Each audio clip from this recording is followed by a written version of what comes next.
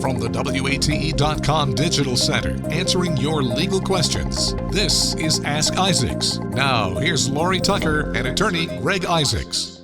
Hi, everyone. So glad you're with us today. We are talking about Nico Iamaleava's stunning departure from the Vols last week and the current state of NIL, name, image, and likeness, when it comes to college athletes. This is huge. This is huge. Nico Iamaleava. I've said that so much in the last 3 days. I'm tongue twisted. Yamaleava. There we go. To you as well.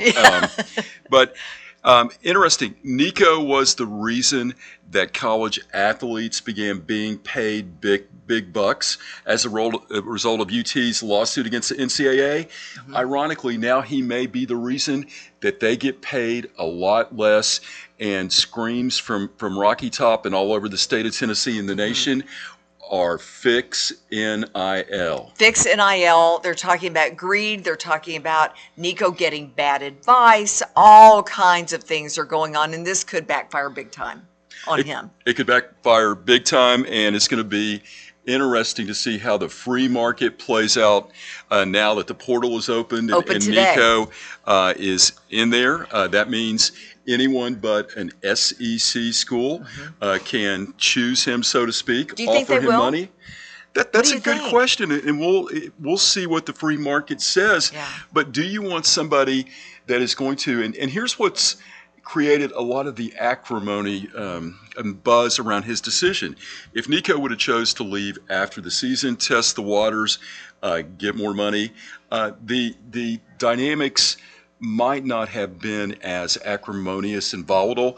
But to basically no-show practice after UT finds out that he's been shopping himself around. And talks were swirling. We were hearing little snippets of information starting back in December that this might be happening. But on the, to skip practice, and then on the eve of the orange and white game, and Lori, I went to the office and driving down Neyland Stadium Saturday, and I saw all the little fans dressed in orange and white, holding the hands of the parents and the grandparents. And, when you juxtapose that, an event that's basically not for the team, not for a practice, but for the fans, with someone that just gave us an Irish goodbye, didn't say, reach out on X, on Insta, on Snap, and say, it was just enjoyed my time here, proud to be a Vol. Silence. No thank you to fans, nothing. Coach Josh Heupel announced on Saturday, that was the announcement, that Tennessee was moving on from Nico, who did reportedly hold out on team activities to try to get a better NIL deal from Tennessee. That didn't work. Let's hear from Coach. There's no one that's bigger than the power T, and that includes me. And they hear me say that a lot inside of that team room. This program's been around for a long time, with a lot of great coaches, a lot of great players that came before that laid the cornerstone pieces, the legacy, the tradition that is Tennessee football. It's going to be around a long time after I'm done and after they're gone. And as we look at Nico there, let's come back here to us. And we also have a player who's weighing in, talking about the team. Let's listen. I've been on some talented teams that haven't done too well because there are a bunch of individuals on those teams. And I'm not just saying this to say this, but man, this team's different. Our O-line's close, our wide receivers are close, our tight ends are the closest group I've ever been with, our quarterbacks are close. Man, this team is a team. And like I said before, there's no one else that I'd rather go to war with. And, just letting these guys know, man, we're good with whoever we got back there at quarterback. We got some dogs here, and these two guys, we got guys that want to be here. We got guys that want to give their all, and they're going to go the extra mile to do whatever they can to give us the best opportunity to win on Saturdays. You look at this team, and in the face of adversity, they've always pulled together, and here you go. They might even get closer because of this, Greg. And let's go back, because we mentioned Iamaleava's contract. It was highly controversial at the time. We're talking 2022, led to an NCAA investigation, which prompted UT to sue in January 2024. Nico was the poster child of UT's landmark legal battle against the NCAA, where they challenged the prohibition for college athletes being paid for name, image, and likeness. UT successfully argued that this prohibition created an unfair competitive advantage and also violated the Sherman Antitrust Act, which is big. Baseball is exempted from the Sherman Antitrust Act. When UT won a preliminary injunction, then that matter was settled. It opened the door and changed college athletics forever. Where do we stand right now? We're going to look at that and the future, perhaps, of NIL when we come back. Stay with us. All right, welcome back, everyone. You know, we're going to get to what could be the future of NIL after the whole controversy with Nico Iamaleava. As Tirsa put it on social media, Tirsa Smith, she said, I finally learned how to say his name and he's gone. It's really simple. It's Nico. Nico. All right. So let's talk about this, Greg. The fallout from the state of Tennessee's legal victory last year has been immense, as you were alluding to earlier, as colleges around the country have been on a spending spree. Is this going to change? It is. And let's talk about the legal fiction, even though UT won a huge legal victory against the NCAA that remained.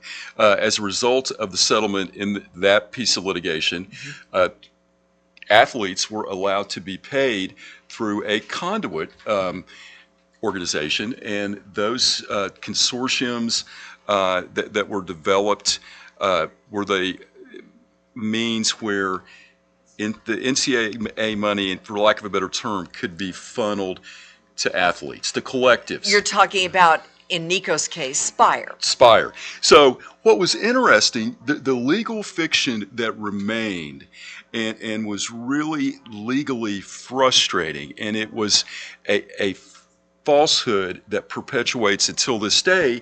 Universities could not pay an athlete to attend a particular school. So when So Spire, it could be any school. It could be any school. You are supposed to be receiving compensation for your name, image, and likeness. So when the collective offered Nico $8 million when he was still in high school, that was not supposed to be a quid pro quo, wink, wink, to attend the University of Tennessee. So as these big paydays have emerged in big-time college athletics, that has been the lingering legal fiction that we've seen, that they're being paid by the collective, not the university, and it's all related to their name, image, likeness. Now, in theory, great idea. So we're going to pay you to do an internship, be our spokesperson for WATE, for you're going to sell cars here locally. It didn't work that way. It still doesn't work that way. Explain to people how it works, because a lot of people think it does work that way. It does not. You sign an agreement with a collective. In this situation, and most UT athletes, it's Spire. Then Spire pays the athletes, and the payment is tied to appearances, signing autographs, etc. Now, fast forward. So Nico was the beginning.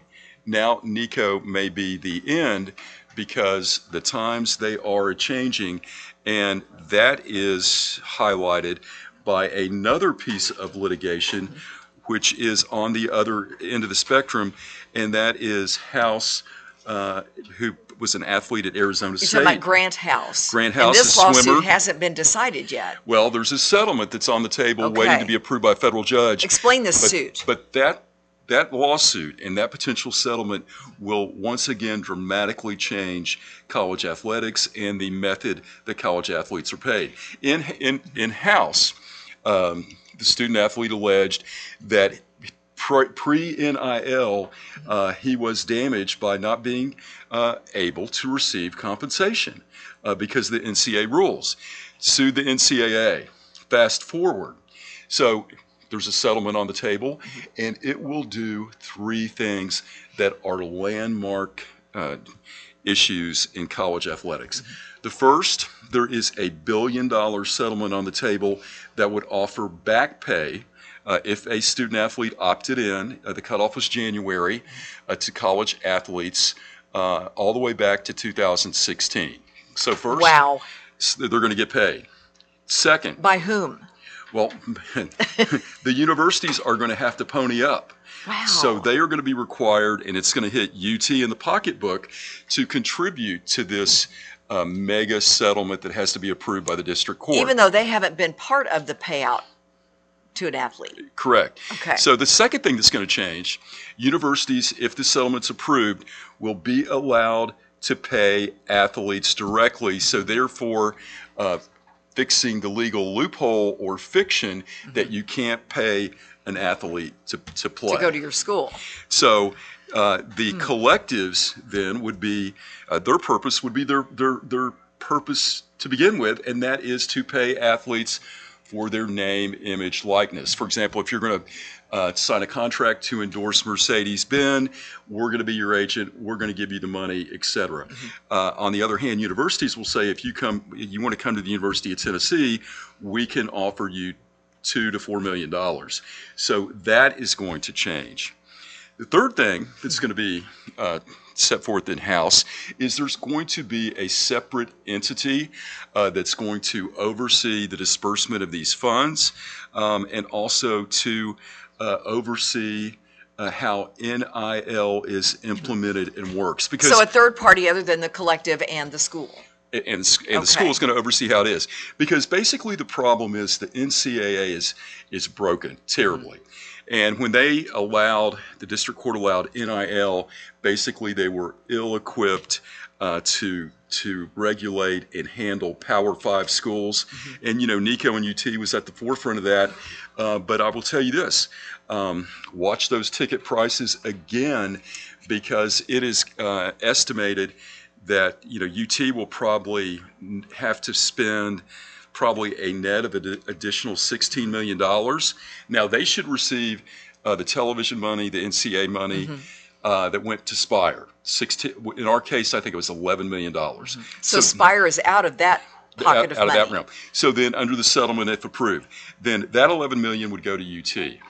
But UT has got to contribute and pony up for the settlement, and they have no control over how those monies are going to be distributed. So it's not evening out at all. This could be huge for UT. It is, but again, we and UT fans and UT fans. So UT, as well as other universities, are going to get hit in the pocketbook. And here's the inequities never end. Now think about this: if you opted in this lawsuit, class action, so to speak. And you were a college athlete in 2016, you were eligible for this compensation. What about the athlete in 2015, 14, 13, 12? Right. There's 27 shades of gray, but Lori, where do you draw the line? So that's going to be a very interesting development. And my issue is, how do you place a valuation on a particular athlete? That's what I was about to ask you. My wheels are spinning here because there are so many questions here. But if you go back to 2016, you're no longer playing. Right. But I guess what you would do is, if I was the swimmer that set the record, or I was the quarterback and we won, if it's Arizona State, the Pac-10, right, I should have received, in today's numbers, $4 million. Are they going to receive $4 million? If I set the bench and I was the third string quarterback? Exactly. Do I get peanuts? And do you make your case? Do you say, hey, I was the best practice quarterback that they ever had on the scout team? Therefore, I'm just, I deserve I $1 million. deserve this. But the good thing about House, if it's approved, and they've done it for years, they did it before NIL, you can pay to play college athletes. And it's that still doesn't sit well with so many fans. It just rubs so many people the wrong way. And it doesn't, and that nerve was never tweaked hard as when Nico left on the eve of the orange and white game, because what we've taken is college athletics, the spirit, the loyalty, the fan out of college sports. The other thing the purity, if you will, that legally in the House settlement should address, and that is this: if we're going to pay these young men and women like professional athletes, they need to be accountable as professional athletes. because, let me give you an example. If someone goes and signs a professional football contract and you're not a top 10 draft pick, you have league minimums, you have certain things that rookies are paid for across the board, then there's incentives, and a lot of variables that go into how much you're paid. A lot of these athletes are getting paid more in college than they would in the NFL. That makes sense. But yet they're not being accountable as a professional athlete would be when someone, that a professional football team would say, we're going to sue your rear end if you don't get your butt here and adhere to your contract. So, you can't have it both ways. You can't say I'm in it for loyalty and the good old University of blank, but then again, on the eve of the season, hey, I'm really a staunch Vol fan, Bama fan, whatever. By the way, I need $2 million or you're going to have an empty stadium. And Nico, again, like I said, he's the reason a lot of college athletes are making big dollars because he was the face of the UT's lawsuit. And he might be the reason they're going away. And he may be the reason they're going away because think about this. What if, in pure Nico fashion, a college athlete says on the verge of the college playoffs, I'm not suiting up unless I get another $500,000 by practice time tomorrow morning. So something has got to be done. It's got to be done quickly. But I think you're going to see this House decision potentially fix the loopholes and tie up the legal loose ends going forward. Boy, this is something else. All right, stay with us. We'll be back to wrap things up. We're glad you're with us today. We'll be right back. Welcome back, everybody. We're talking about Nico and the stunning decision to just stop playing ball at UT the day before the spring game. And here we are. Coach said, all right, then you're off the team. And the question for you, Greg, just to let fans know where things stand, are we going to see Nico play this season somewhere? You may see him on ESPN, but you won't see him in Neyland Stadium because SEC bylaw 1555.1 prohibits someone entering the portal at this stage from going to an SEC school. Now, if he'd have entered the transfer portal in December, he could have played at one of our rivals, Bama, Georgia, Vanderbilt. But no, he will be prohibited from playing in the SEC. Now, something we've not talked about. Wednesday may be the equivalent of the Christmas season black shopping. Yes, Wednesday today. And you know what? I guarantee you that we've got our credit cards out, we being the athletic department, and we're looking for a quarterback. But we can't look within or inside the SEC to try to potentially fill the hole or the gap left by Nico. So who would be a fit for Nico? Or would people be afraid to hire him? That's a question that's going to be answered by the free market. But if I were a member of a board of trustees, if I were a member of a coaching staff, if I was their legal counsel, I would say, how do you establish a legal binding agreement that offers a dynamic where you can trust this individual with your program? So, it'll be, I'm curious to see his value on the free market, but there seems to be a risk that he would bring a lot of toxic energy to the locker room and a lot of distrust. I think you need more. Other players would be resentful. I think they might, and I think you need as many lawyers as you would coaches to try to fashion an agreement where you'd feel comfortable with Nico. But then again, and maybe you can address some of the values that these college athletes are getting paid. But the last thing the free market is going to remember is the Ohio State playoff game. And Nico was far from the superstar that he wants to be paid like. And rumors say, and that we don't know, is that the reason he walked, he wanted his NIL compensation changed from $2 million annually, doubled to $4 million. If you look at that game, and I've got the checkbook for a Power 5 school, I'm going to say no thank you. All right, we'll be watching to see what happens there. And you talked about other schools, other athletes, the fallout from the state of Tennessee's legal victory last year has been huge, as we've been talking about. Colleges have opened up the checkbooks. They've been on a spending spree. Ohio State reportedly spent $20 million in NIL on its championship football roster last season. Former UGA quarterback Carson Beck secured at least $4 million to transfer to Miami instead of remaining at UGA or enter the NFL draft. So there's that at play as well. It is, and it's just not limited to football. The college basketball has been greatly and significantly impacted by NIL, as well as college baseball. But there have been tens, if not hundreds of millions of dollars paid these student athletes by collectives, and under the guise that they're not being paid to play for a particular school. But the other thing why I think you're going to see more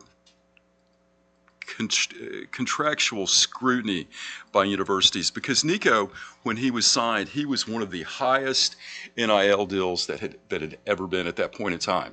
Spire gave him an agreement worth $8 million when he was still in high school. People were stunned. And he's already been paid for 2 years. Reports say.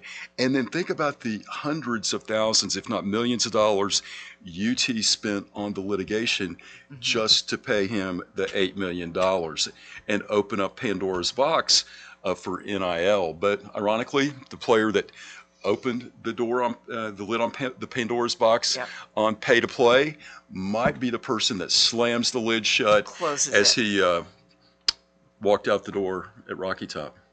All right, so the transfer portal for spring closes April 25th.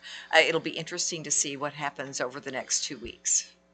The athletic department's got their shopping list together, and we'll see what they purchase. Yeah, and going back to, we heard that one player who said, you know what, we're all about team. And at the end of the day, that's what the fan experience wants as well. You want your team to be there. You want the team to be a cohesive unit, not one person stand out in a negative way. Let's just see if we can put the college spirit back in college athletics. Yeah, that'd be nice. And let us keep our wallets in our pocket. Well, and we want to talk about that. Our producer, Hannah, brought up the fact, she asked you off camera about the 10% talent fee on the tickets. Could that go up if all this stuff transpires and these dollars are being spent? The University of Tennessee, as someone that knows all too well personally, you do?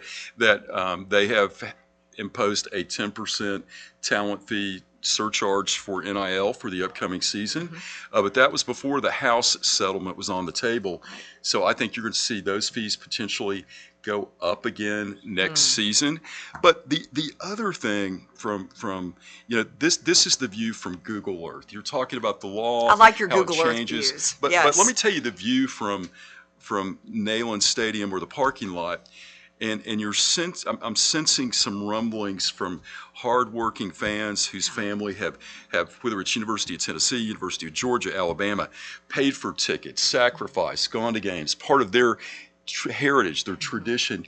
And you see the students that are receiving these huge sums of money buying Lamborghinis, buying Maybachs, buying Range Rover, autograph, James Bond, and these vehicles are ranging, and I have personal knowledge, from $260,000 up. Yeah. So, at some point, I think the fans are going to say, hey, I'm sitting here struggling for my kids to attend the University of Tennessee, University of Georgia, and we just bought them a Prius. I'm not going to give my hard-earned money for someone that I don't know to roll up in a Lambo. Yeah. Therein lies the whole situation Put for many, many fans. College sports back in NIL. In the meantime, we'll be watching for what's next for Nico and this whole issue. Thanks for being with us. Lori, it's always good to be here. We'll talk more at 5:30. Let's do it. All right. Have a good day.